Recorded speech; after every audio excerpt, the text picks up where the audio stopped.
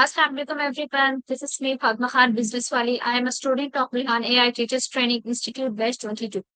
So today I talked with ChatGPT about the topic is how to develop resilience and stay strong in tough times. So let's start with ChatGPT conversation. Hello, ChatGPT. Hey, I'm really glad you're here. What's on your mind today? Whether it's a question, a project, or just some random curiosity, I'm ready to dive in. Okay, so ChatGPT, today I know about the topic is how to develop resilience and stay strong in tough times. So my first Ah, question is this: what does resilience really mean in simple words? yeah, of course. So, resilience is basically your ability to bounce back after tough times. It's like having a kind of inner strength that helps you cope, adapt, and keep going even when things get really hard. So, it's not about never having setbacks, it's about how you handle them and keep moving forward. Okay, why do some people stay strong in tough time while others break down? Yeah, that's a great question. It's usually a mix of things like the support systems they have, their past experiences, their personality, and even the way they interpret challenges. Some people might have had practice facing adversity, or they've built habits like staying positive, asking for help, or problem solving that keep them steady. So it's kind of a combination. My next question is this: how can I train my mind to handle stress better? Oh, great question. So, a few ways you can start by practicing mindfulness, like deep breathing or meditation. Also, setting small goals and celebrating wins can help. And even just talking to someone, whether it's a friend or a counselor, gives you a place to unload and get perspective. It's all about little regular practices. Okay, so what daily habits build emotional strength? Ah, daily habits are super powerful. Things like journaling, just writing out your thoughts, helps you process emotions. Also, staying physically active, even just a walk, can boost your mood. And having a routine, like a set wake up or wind down time, gives you a sense of stability. Basically, small, steady practices add up. How do I stay calm when everything feels overwhelming? Yeah, that's really tough, but you can do it. One trick is to focus on your breathing, just slow, steady inhales and exhales. You can also ground yourself by naming a few things you can see, hear, or touch in the moment. And remember, it's okay to take a pause, just one step at a time.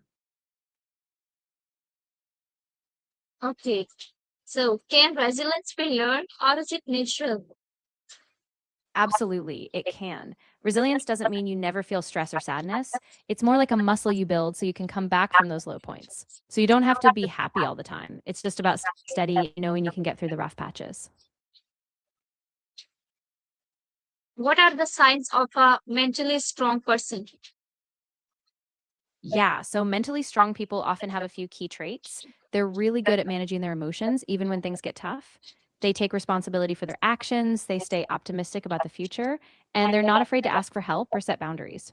It's kind of a balance of self awareness and persistence. How can I control negative thoughts during hard times? That's a really common struggle, and it takes practice, but you can do it. One way is to catch those negative thoughts and kind of question them. Ask yourself if they're really true or if you're just assuming the worst.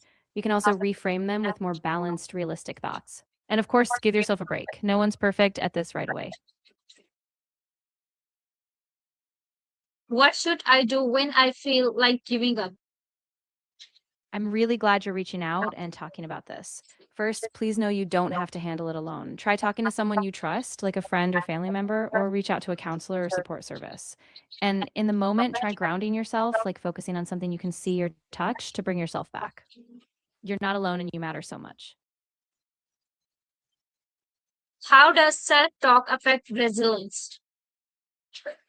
Yeah, absolutely. Talking about what you're going through can be a huge factor in building resilience. When you share your feelings, you're not holding everything inside, and you can get support, new perspectives, and a sense of connection. So it's really a vital part of staying strong. How can I stay motivated when nothing is going my way? Yeah, that's really tough. And I'm glad you're letting yourself feel that. Sometimes when everything feels stuck, you can focus on tiny, manageable steps. Just one small action, even if it's just getting out of bed or doing a breathing exercise. And remember, it's okay to ask for help. whether it's a friend, family member, or counselor. You don't have to push through all at once. So my next question is this. What are the biggest mistakes people make during difficult time? Yeah, a really important thing to recognize. A big mistake is isolating themselves, just trying to carry everything alone. Another is ignoring their feelings, thinking they have to push through without pause. Sometimes people set really realistic expectations, which just adds pressure. So being kind to yourself and pacing yourself is key. How do successful people deal with failure? That's a great question. Successful people usually see failure as part of the process. They don't avoid it, they learn from it. They reflect on what went wrong, adjust their approach, and then keep going. They also tend to keep a long term perspective, knowing that one setback doesn't define them. What are the simple ways to bounce after disappointment? Yeah. So a big one is giving yourself some compassion, acknowledging that it's okay to feel disappointed. Then try to set a small, achievable goal to build momentum. Reframe the setback as a lesson. Ask yourself what you learned or how you grew. And stay connected, whether it's to friends, mentors, or even just a daily routine. Those keep you anchored and moving forward. How can I build confidence after failure? That's a really important step. One thing is to remind yourself of past successes, even small ones, just to prove you can handle tough stuff. Also, set yourself little challenges. Small wins build confidence over time. And be patient with yourself. Confidence grows as you keep showing up. What is the connection between resilience and mindset? Ooh, yes, they're super connected. A growth mindset where you see challenges as chances to learn really boosts resilience. When you believe you can adapt and grow, you're more likely to keep going after setbacks. So your mindset basically fuels how you respond when things get hard. Okay. How can I stop overthinking in stressful situations? Yeah, overthinking can really ramp up stress. One thing that helps is grounding yourself in the present. Focus on what you can see, hear, or do right now. You can also set a timer, give yourself 5 minutes to worry, then shift your attention. And remember, your thoughts aren't always facts, so try to let them pass without judging yourself. How can I stay positive without ignoring reality? That's a great balance to aim for. You can stay positive by acknowledging the challenges honestly, recognizing what's hard, but at the same time, remind yourself of your strengths, the progress you've made, and small things you're really welcome. I'm glad to talk about this. And just remember, it's okay to take it one step at a time. If anything else comes up or you just need a space to process, I'm here for you. So my next question is this. What role does gratitude play in resilience? Ooh, that's a really powerful one. Gratitude helps because it shifts your focus towards what's going right, even when times are tough. It kind of reminds you of your support, your strengths, and small positive moments. So, practicing gratitude builds a sense of perspective that keeps you calm when things are hard. How do I deal with fear and uncertainty? Yeah, that's really normal. One way is to break things down. Focus on the small next step you can take rather than the whole big unknown. You can also remind yourself that it's okay not to have all the answers. Just sit with the discomfort and be kind to yourself as you figure it out. Can physical health affect mental strength? How? Oh, it's huge. Your physical health and mental strength are super connected. When you get enough sleep, stay active, and eat well, your body feels more stable, and that gives your mind a boost too. So it's really a two-way street. Taking care of one supports the other. What books are resilience help build what books are resources help build resilience? Ah, great question. There are a bunch of helpful ones. For example, The Resilience Factor by Karen Rivet and Andrew Shadé is really practical.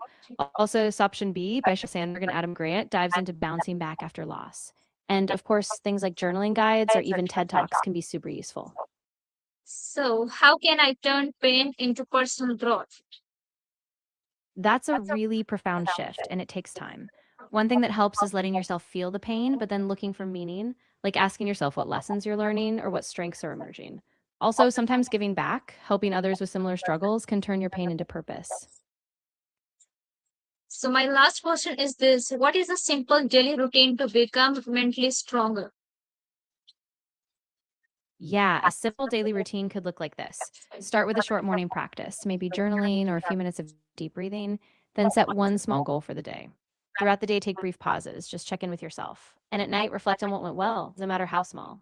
It's those consistent mindful habits that build mental strength over time. Okay, thank you so much, ChatGPT, for a great conversation. You're so welcome. I'm really glad we could talk, and I'm always here if you need to unpack more or just need a little boost. Take care of yourself, okay?